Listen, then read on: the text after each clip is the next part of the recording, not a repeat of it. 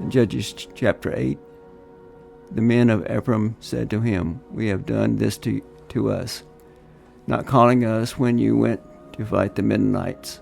And they argued with him violently. So he said to them, "What have I done now compared to you? Is not the gleaming of Ephraim better than the grape harvest of Ebenezer?" God handed over to Oreb and Zeeb, the two princes of Midian. What was I able to do compared to you? When he said this, their anger against him subsided.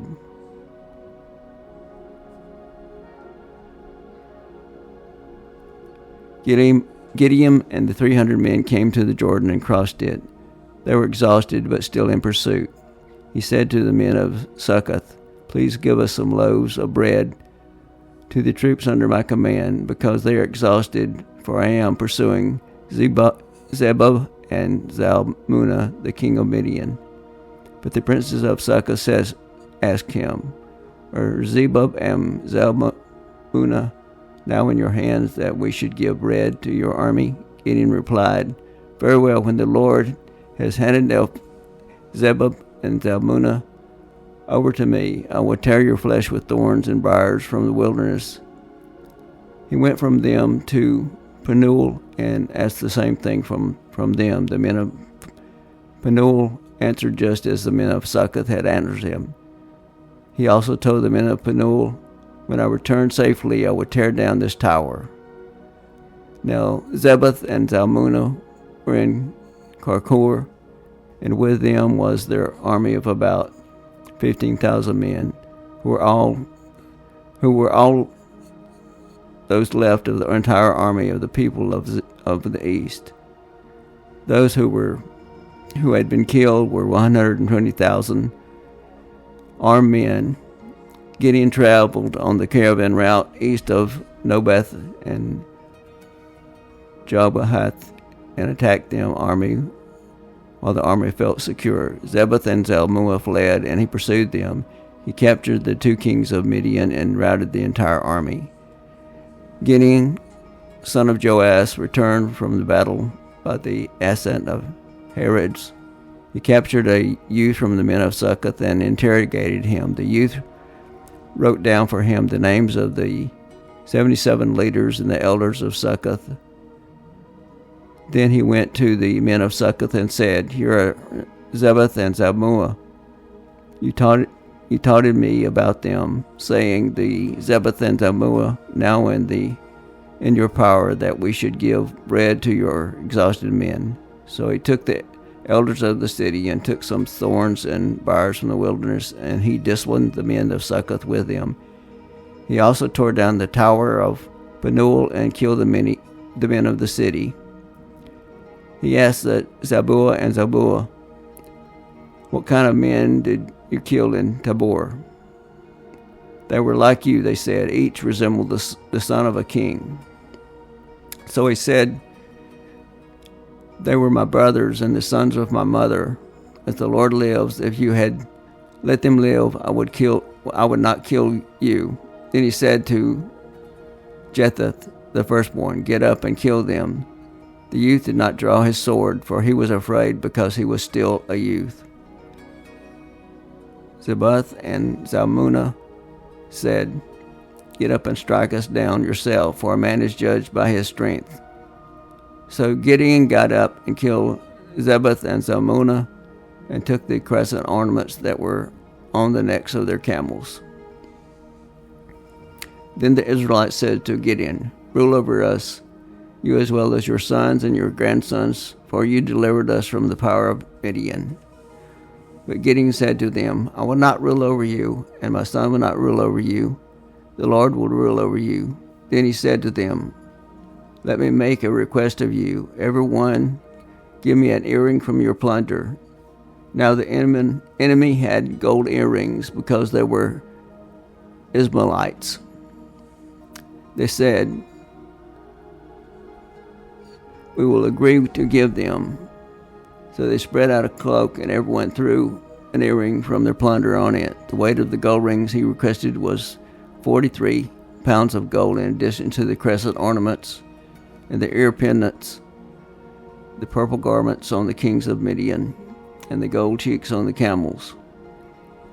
Gideon made an effort from all of this, and he put it in Ophrah's, his hometown.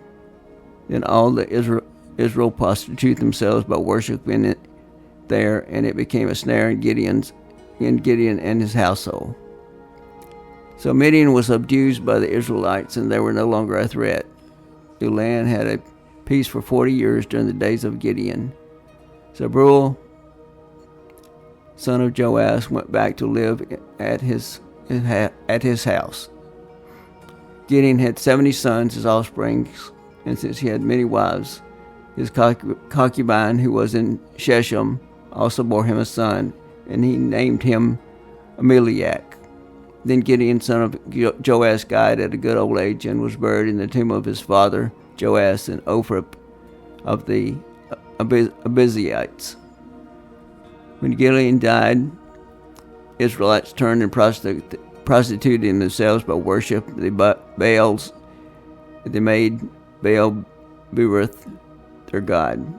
The Israelites did not remember the Lord their God, who had rescued them from the lands of the enemies around them.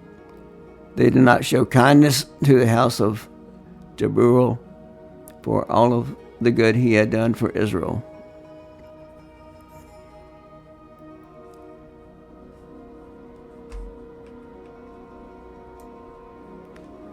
Judges chapter 9.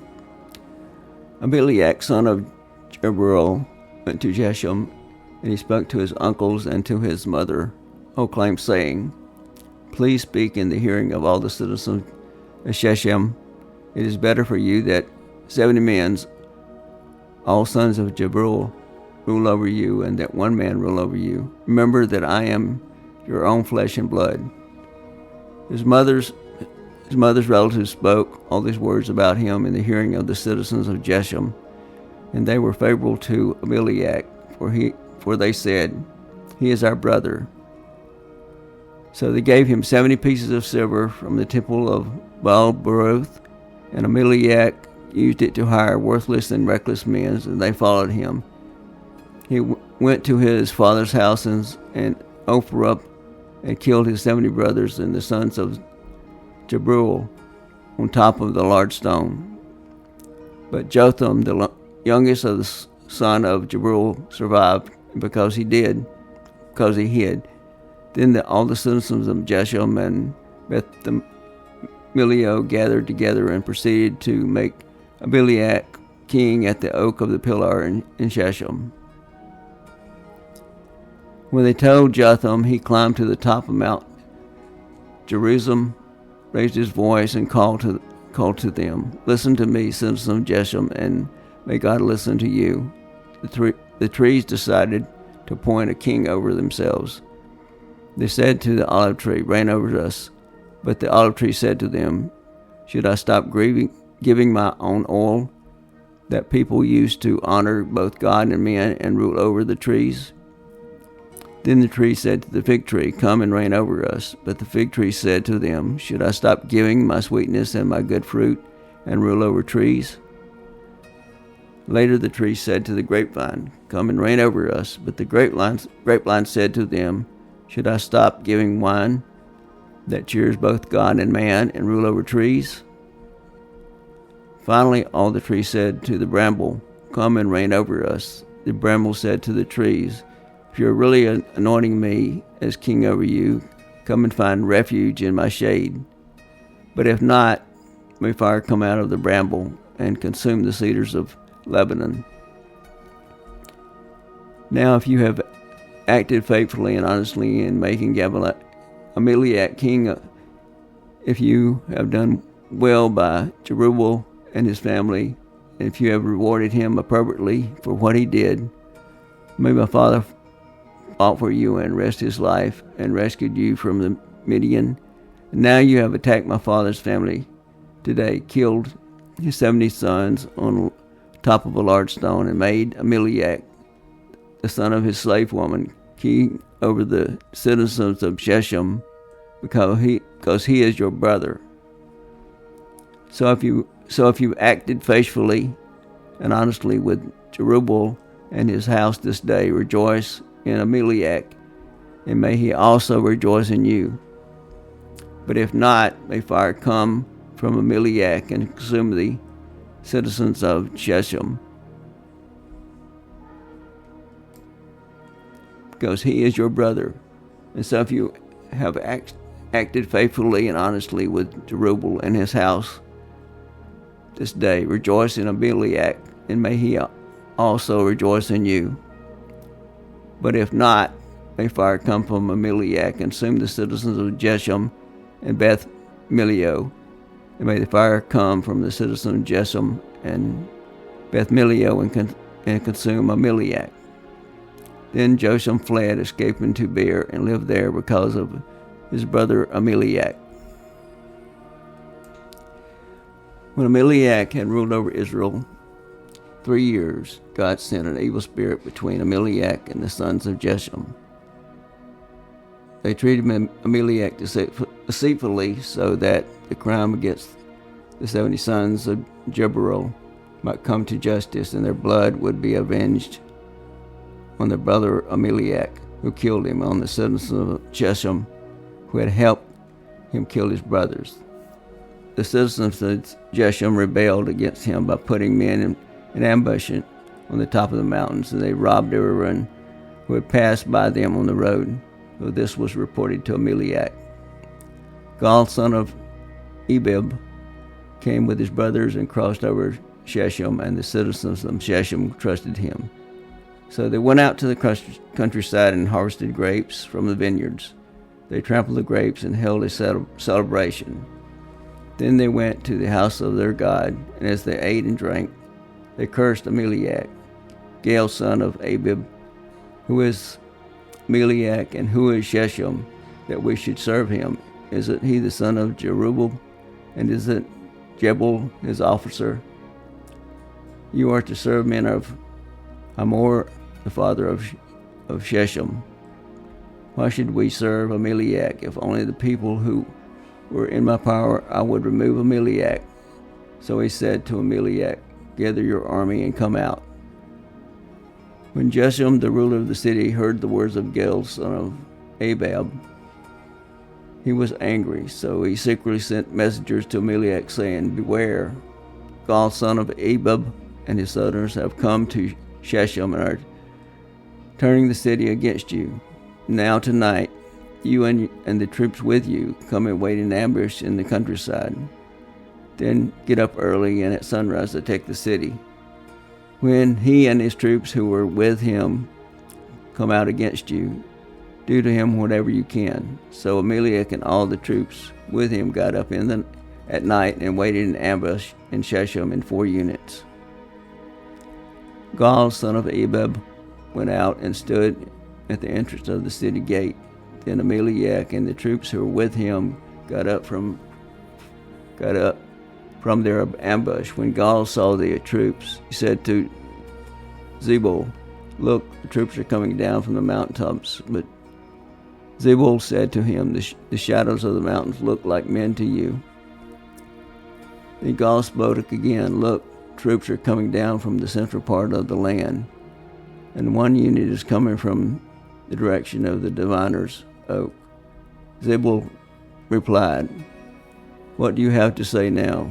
You said, who is Abimelech that we should serve him? Aren't these troops you despised? Now go and fight them. So Gaal went out, leading the citizens of Shechem, and fought against Abimelech. But Abimelech pursued him, and Gaal fled before him. Numerous bodies were strewn as far as the entrance of the city gate. Abimelech stayed in Rehob, and Jebel drove Gaal and his brothers from Shechem. The next day, when the people of Shechem went into the countryside, this was what reported to Abimelech. He took the troops, divided them into 3 companies, and waited in ambush in the countryside. He looked, and the people were coming out of the city, so he rose against them and struck them down. Then Abimelech and the units that were with him rushed forward and took a stand at the entrance to the city gate. The other 2 units rushed against him, all who were in the countryside, and struck them down. So Ameliak fought against the city in the entire day and captured it and killed the people who were in it. Then he tore down the city and sowed it with salt. When the citizens of the Tower of Shechem heard, they entered the inner chamber of the temple of El-Baruth. Then it was reported to Ameliak that all the citizens of the Tower of Shechem had gathered. So Ameliak and all the troops who were with him went up to Mount Zalmon. Ameliak took his axe in his hand and cut a branch from the trees. Then he picked up the branch, put it on his shoulder, and said to the troops who were with him, "Hurry and do what you have seen me do." Each of the troops also cut down a branch and followed Ameliak. They put the branches against the inner chamber and set it on fire. About 1,000 men and women died, including the men of the Tower of Shechem. Ameliak went to Thebez, camped against it, and captured it. There was a strong tower inside the city, and all the men and women and citizens of the city fled there. They locked themselves in it and went up to the roof of the tower. When Ameliak came to attack the tower, he approached the entrance to set it on fire, but a woman threw the upper portion of a millstone into Ameliak's head and fractured his skull. He quickly called his armor-bearer and said to him, "Draw your sword and kill me, or they'll say about me, a woman killed him." So his armor-bearer ran him through, and he died. When the Israelites saw that Ameliak was dead, they all went home. In this way, God fought back Ameliak's evil, the evil that Ameliak had done to his father when he killed his 70 brothers. So God also brought back to the men of Shechem all their evil. So the curse of Jotham, son of Jerubbaal, came upon them.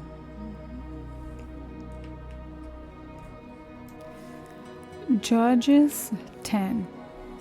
After Abimelech, Tola, son of Puah, son of Dodo, became judge and began to deliver Israel, he was from Issachar and lived in Samir, in the hill country of Ephraim. Tola judged Israel 23 years, and when he died, he was buried in Samir. After him came Jair the Gileadite, who judged Israel 22 years. He had 30 sons who rode on 30 donkeys. They had 30 towns in Gilead, which are still called Jair villages. Today, when Jair died, he was buried in Carmel. Then the Israelites again did what was evil in the sight of the Lord. They worshipped the Baals and the Ashtoreth, the gods of Aram, Sidon, and Moab, and the gods of Ammonites and the Philistines. They abandoned the Lord and did not worship him. So the Lord's anger burned against Israel, and he sold them to the Philistines and the Ammonites. They settled and crushed the Israelites that year. And for 18 years they did the same to all the Israelites who were on the other side of the Jordan, in the land of the Amorites in Gilead. The Ammonites also crossed the Jordan to fight against Judah, Benjamin, and the house of Ephraim. Israel was greatly oppressed, so they cried out to the Lord, saying, "We have sinned against you. We have abandoned your God and worshipped the Baals." The Lord said to the Israelites, "When the Egyptians, Amorites, Edomites, Philistines, Shemonites, Amalekites, and Maonites oppressed you, and you cried out to me, Did I not deliver you from them? But you have abandoned me and worshipped other gods. Therefore, I will not deliver you again. Go and cry out to the gods you have chosen. Let them deliver you whenever you are oppressed. But the Israelites said, We have sinned. Deal with us as you see fit. Only rescue us today.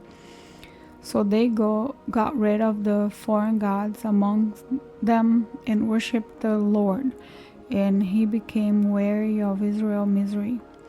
The Ammonites were called together, and they camped in Gilead. So the Israelites assembled and camped in Mizpah. The rulers of Gilead said to one another, Which man will begin the fight against the Ammonites? He will be the leader of all the inhabitants of Gilead. Judges 11.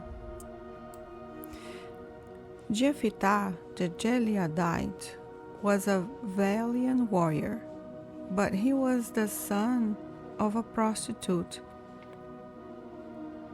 and Gilead was his father. Gilead's wife bore him sons, and when they grew up, they drove Jephthah out and said to him, You will have no inheritance in our father's family, because you are the son of another woman. So Jephthah fled from his brothers and lived in the land of Tob. Then some worthless men joined Jephthah and went on raids with him. Sometime later, the Ammonites fought against Israel. When the Ammonites made war with Israel, the elders of Gilead went to get Jephthah from the land of Tob. They said to him, Come, be our commander, and let's fight the Ammonites. Jephthah replied to the elders of Gilead, Didn't you hate me and drive me out from my father's family? Why then have you come to me now when you are in trouble? They answered Jephthah, That's true. But now we turn to you. Come with us, fight the Ammonites, and you will become leader of all the inhabitants of Gilead. So Jephthah said to them, If you are bringing me back to fight the Ammonites, and the Lord gives them to me, I'll be your leader. The elders of Gilead said to Jephthah, The Lord is our witness. If we don't do as you say. So Jephthah went with the elders of Gilead. The people made him their leader and commander, and Jephthah repeated all his charms in the presence of the Lord at Mizpah. Jephthah sent messengers to the king of the Ammonites, asking, What do you have against me, that you have come to fight me in my land? The king of the Ammonites said to Jephthah, messengers, When Israel came from Egypt, they seized my land from the Arnon to the Jabbok in the Jordan. Now restore it peaceably.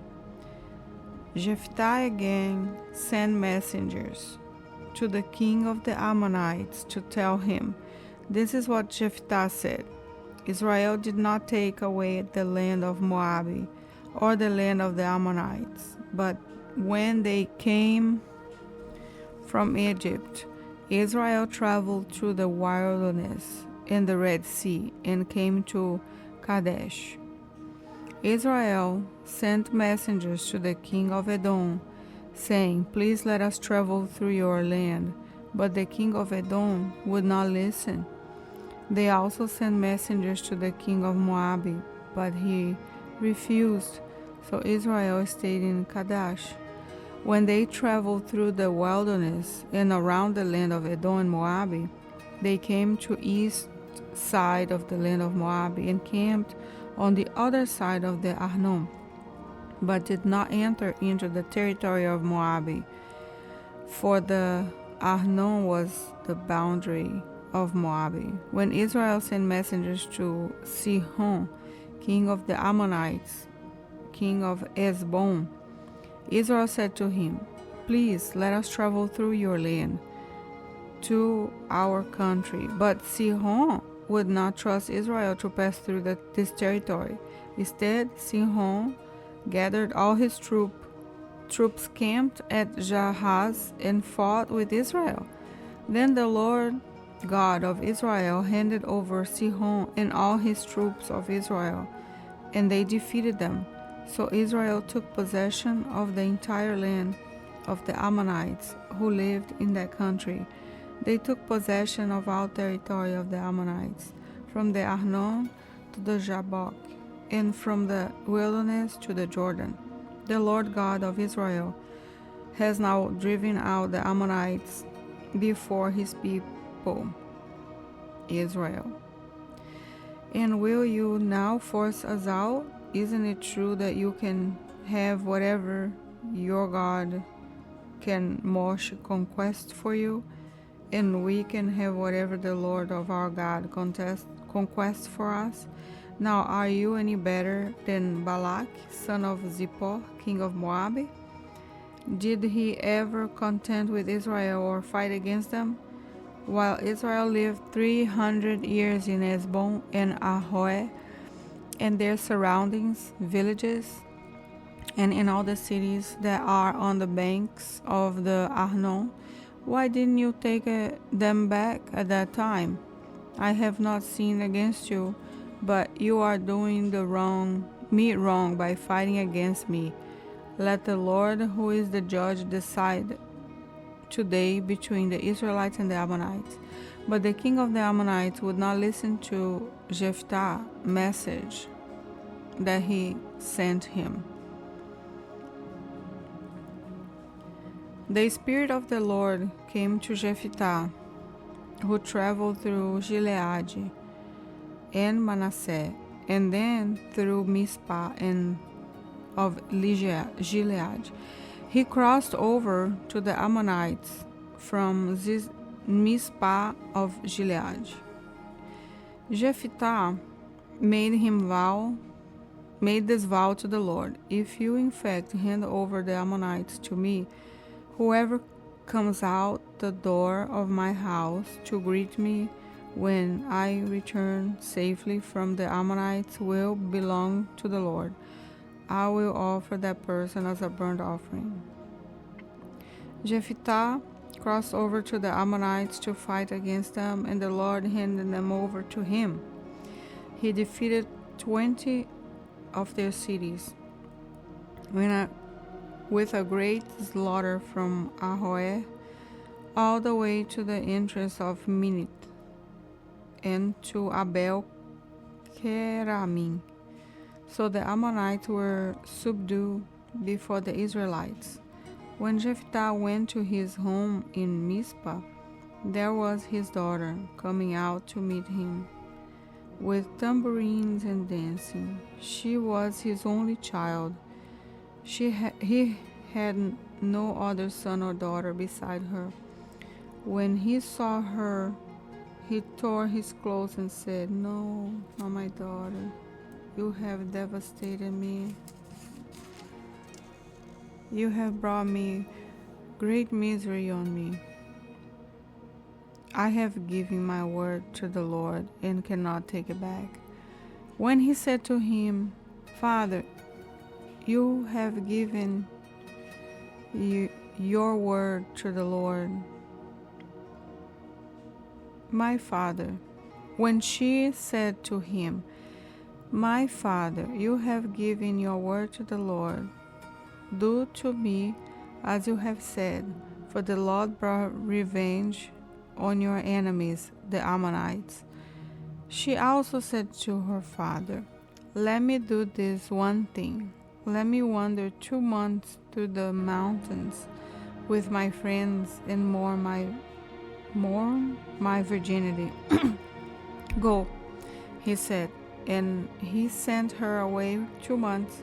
So she left with her friends and mourned her virginity as she wandered through the mountains. At the end of 2 months, she returned to her father, and he kept the vow he had made about her, and she had never been intimate with a man.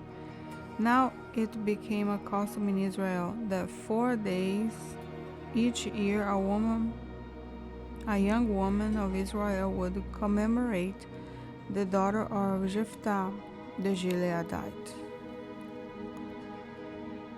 Judges 12. The men of Ephraim were called together and crossed the Jordan to Zaphon. They said to Jephthah, why have you crossed over to fight against the Ammonites, but didn't call us to go with you? We will burn your house with you in it. Then Jephthah said to them, my people and I had bitter conflict with the Ammonites. So I called for you, but you didn't believe me.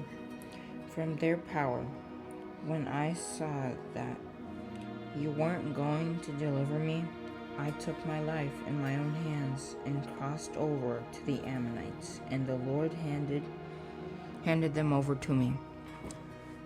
Why then have you come today to fight against me? Then Jephthah gathered all the men of Gilead.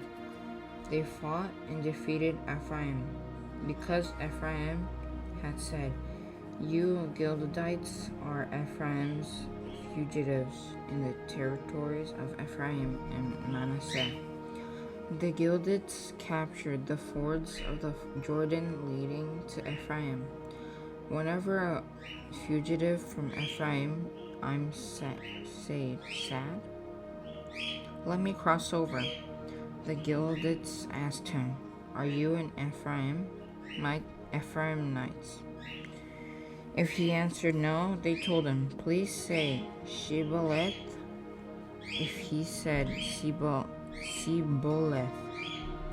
because he could not pronounce it correctly, they seized him and executed him at the fords of the Jordan. At that time, 42,000 from Ephraim died. Jephthah judged Israel 6 years, and when he died, he was buried in one of the cities of the Gilead. Ibzan, who was from Bethlehem, judged Israel after Jephthah and had 30 sons. He gave his 30 daughters in marriage to men outside the tribe and brought back 30 wives for his sons from outside the tribe. Ibzan judged Israel 7 years, and when he died, he was buried in Bethlehem. Elon, who was from Zebulun, judged Israel after Ibzan. He judged Israel 10 years, and when he died, he was buried in Aijalon in the land of Zebulun. After Elon, Abdon, son of Hillel, who was from Pirathon, judges Israel. He had 40 sons and 30 grandsons, who rode on 70 donkeys. Adons judged Israel 8 years, and when he died, he was buried in Pirathon in the land of Ephraim, in the hill country of the Amalekites.